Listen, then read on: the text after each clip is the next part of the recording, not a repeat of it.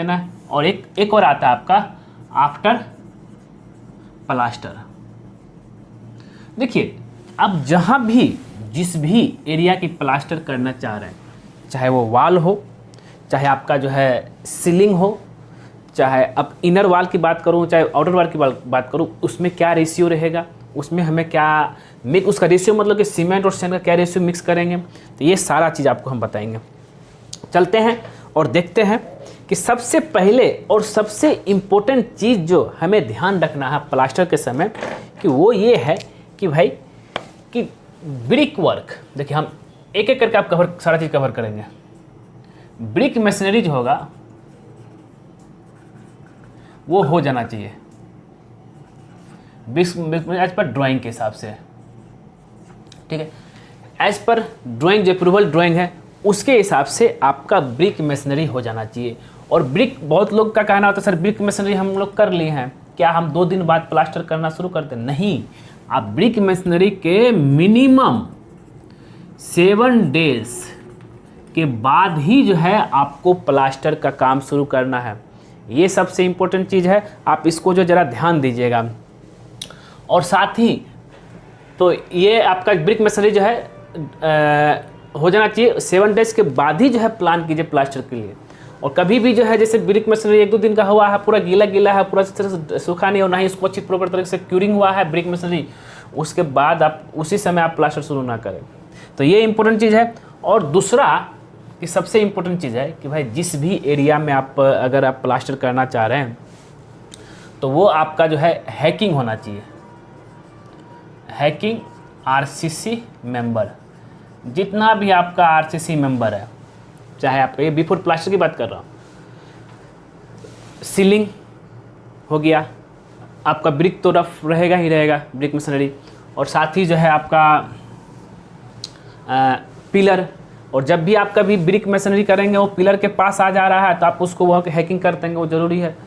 तो ये सब चीज़ आपको जो ध्यान देना है, ठीक है, हैकिंग ज़रूरी है। और जब भी ब्रिक और पिलर का जॉइंट के पास जो हैकिंग रहना चाहिए। अब जो है इसमें क्या करना है,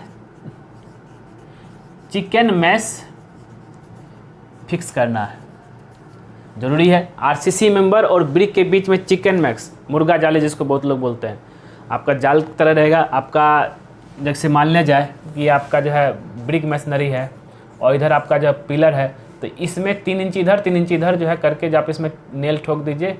ये आपको चिकन मैक्स फिक्स करना है कि उस आने वाला फ्यूचर में क्रैक ना हो। और आपको ये भी चेक करना है कि भाई कि सारा इलेक्ट्रिकल वर्क हमें देखना है कि भाई इलेक्ट्रिकल वर्क कंप्लीट हुआ कि नहीं हुआ। और ये भी देखना है हमें प्लम्बिंग वर्क, ये दोनों वर्क इंपॉर्टेंट है। क्योंकि अगर आप कंसील लेके जाना चाहते हैं वॉल के अंदर, तो बहुत लोग क्या करता है कि ब्रिक वर्क कर दिया, प्लास्टर कर दिया, फिर याद आता है कि हम प्लम्बिंग काम कहाँ किए, इलेक्ट्रिकल वर्क कहाँ किए, फिर दीवार काटता है, काटने के बाद फिर से जो है फिर प्लास्टर करता है। तो ये दोनों वर्क जो बहुत इंपॉर्टेंट है, इलेक्ट्रिकल वर्क, कंसील पाइपलाइन और प्लम्बिंग वर्क जो है आपका हो जाना चाहिए, तभी जाकर आप शुरू कीजिएगा। तो अब इसमें तो ये 2 चीज़ हो गया। अब जो है प्रॉपर तरीके से जो है आपका स्टेजिंग होना चाहिए, ठीक है, स्टेजिंग एंड लाइट का व्यवस्था होना चाहिए। क्योंकि ज़्यादातर रूम में अगर आप प्लास्टर कर रहे हैं पूरा अंधेरा रहेगा तो उस समय जो है आपको प्रॉपर लाइट की व्यवस्था होना बहुत ज़रूरी है। और साथ ही अब हम आगे बात करते हैं डोर एंड विंडो, ये 2 चीज़ जो है फिक्स होना चाहिए। और डोर अगर आप जो फेस में लेके जाना चाहते हैं, फ्रेम लगाना चाह रहे हैं, डोर और विंडो फ्रेम यहाँ फिक्स होना चाहिए। डोर, ठीक है, डोर और विंडो फ्रेम फिक्स कर देंगे। तो डोर का जब भी कभी आप फ्रेम फिक्स करेंगे, हमेशा जो ब्रिक वॉल से 10 mm बाहर लेके जाएंगे। क्यों? क्योंकि भाई कि जब प्लास्टर करेंगे 10 mm मैनेज होगा तो पूरा फेस में आ जाएगा, नहीं तो आप जब पूरा वॉल के साथ फेस में करेंगे तो भाई आपका थोड़ा वहाँ पे जो है ग्रूव दिखेगा। तो डोर एंड विंडो फिक्स करना है, तो आपका ये हो गया। और जब आप प्लास्टर शुरू करेंगे तो उस समय जो है आपको ये भी ध्यान देना है कि भाई हमें जो है अगर ये वॉल है, इस वॉल में पूरा मेरा जो सीधा प्लास्टर, कहीं ऊपर कहीं नीचा, इसके लिए हमें क्या करना होता है, बटन मार्किंग देना पड़ता है। बटन मार्किंग, अब बहुत लोग सोच रहे हैं भाई बटन मार्किंग क्या है, जैसे मेरा ये वाल है, इस वाल में हमें जो है लेवल लेकर के एक मार्किंग देना पड़ता है कुछ इस तरह का कि भाई इतना मेरा थिकनेस मेरा प्लास्टर होगा। मतलब कि वो प्लम बॉक्स यूज करके जो इसको जो पूरा साहू ले आता है कि भाई कि वो जो है एक बटन मार्किंग दे दिए, फिर दूसरा सुबह आकर के उसके ऊपर प्लास्टर मार दिया जाता है इसके लेवल में, जिससे कि पूरा एकदम जो है 90 डिग्री सीधा प्लास्टर आपको दिखेगा। तो बटन मार्किंग देना जरूरी है। अब जब भी कभी आप प्लास्टर करेंगे सबसे पहले सीलिंग का करेंगे, फिर उसके बाद आएगा किसमें आपका ये वॉल आएगा। तो अब इसमें आपको ये भी रेडी करना है कि भाई कि बिफोर प्लास्टर की हम बात कर रहे हैं, यहाँ पे आपको रेडी क्या करना है, स्क्रीनिंग सैंड, बालू को छान लेना है। ये भी आपको ध्यान देना है। ऐसा ना कि मतलब कि बस ऐसे ही ला करके करने लगे तो उसमें बहुत सारा पत्थर होता है जिससे कि आपको प्लास्टर करते समय डिस्टर्ब करेगा।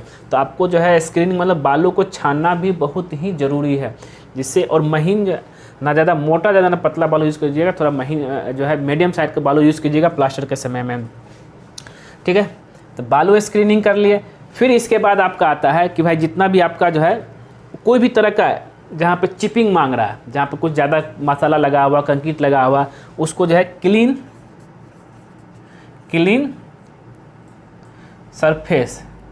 द सरफेस को पूरी तरह से क्लीन कर देना है। फिर उसके बाद आता है कि भाई अब हम जो है हमें चेक करना है कि सीमेंट चेक करना है। सीमेंट चेक करने का तरीका क्या है कि भाई कि 3 महीना से पुराना सीमेंट नहीं होना चाहिए, ठीक है।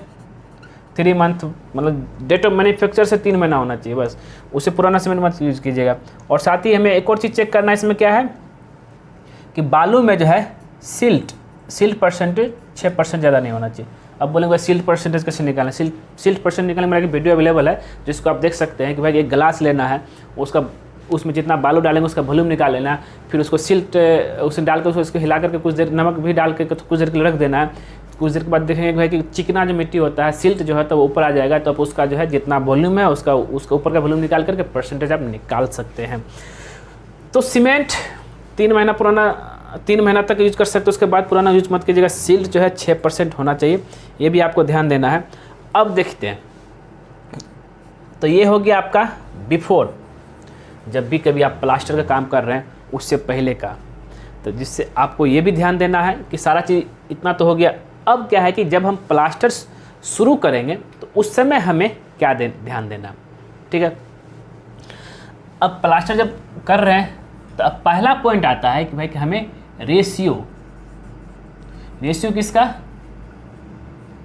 सीमेंट और सैंड का 1:4 रखना आपका सीलिंग का और आउटर वाल का, ठीक है।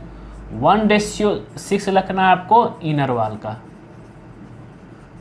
अब आप बोलेंगे ऐसा क्यों, तो ये हो गया आपका, इसी हिसाब से आपको चलना है। सीलिंग और आउटर वाल थोड़ा मजबूत होना चाहिए, इनर वाल के इस हिसाब से। अब बोले कि ये 1:6 है क्या, 1 पार्ट अगर आप सीमेंट देते हैं तो आपको 6 पार्ट सैंड मतलब बालू देना पड़ेगा। इसको कैलकुलेशन करने का क्या तरीका है, अगर अब कैसे इसको कैलकुलेट करेंगे, एक सिंपल रफ लैंग्वेज में, अगर जो है आपका जो तसला चाहे गमला में 1 बोरा सीमेंट 2 नंबर आता है, ठीक है, इस हिसाब से 12 तसला बालू रहेगा। वही अगर आपका तसला जो है नापेंगे उसमें 3 नंबर आता है, 3 बार आता है, ये आपका 18 बालू रहेगा। ये एक तरीका है।